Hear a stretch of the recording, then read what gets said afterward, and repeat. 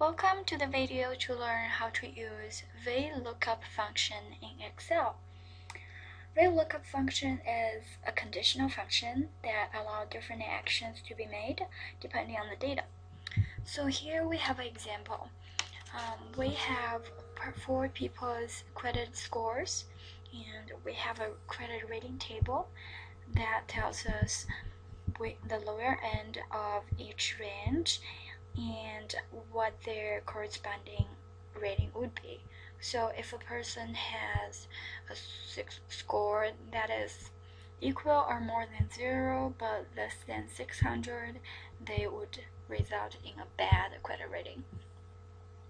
Let's start with Julia Battle. To use Vlookup function, we first will hit equal and Vlookup, and the first value is the value we want to look up to. That would be Julia Battle's credit score, and then we would like to include the rating table which gives us both the credit score and their corresponding rate. Later, we want to tell Excel which column of the table would be the result that they should output for us. So that would be the second column, because the second column is the rate that we want. We don't want to have the scores. Okay. So we hit enter. Now you would say that Julia Bello resulted in an average credit rating. Why? Because the score is 653, which is more than 620, but equal or more than 620, but less than 680. Now you would think, okay, now we can just copy and paste the function that we can just easily get the other ratings for the other people. However, something looks wrong. Why?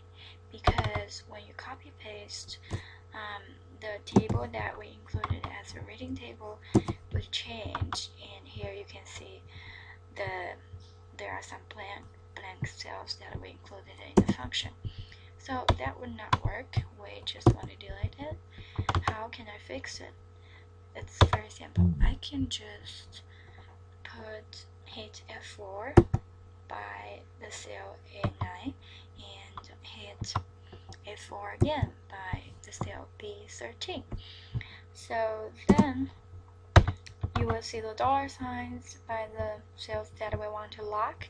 So when we copy and paste, it wouldn't result. The range that we included wouldn't change. So the result looks pretty good for us. It's all correct. But there's one more thing that could trip you off. If this table, you make it from the largest to smallest number rather than from the smallest end to the largest, that could give you a wrong answer too. So let's try what would happen. 680 and 600, 0, and they correspond to excellent, good, average, poor, okay, poor, and bad. Look at this. It wouldn't give you the correct answer although you included the right range. So that's just one of the characteristics of Vlookup function. You have to use the values from the lowest to the largest. Now we copy paste this function back, and we want to include the correct table again. Lock the table by hitting F4 and copy paste to all of them. Good. Thank you for watching. Hope this helps you to understand how to use the Vlookup function in the future.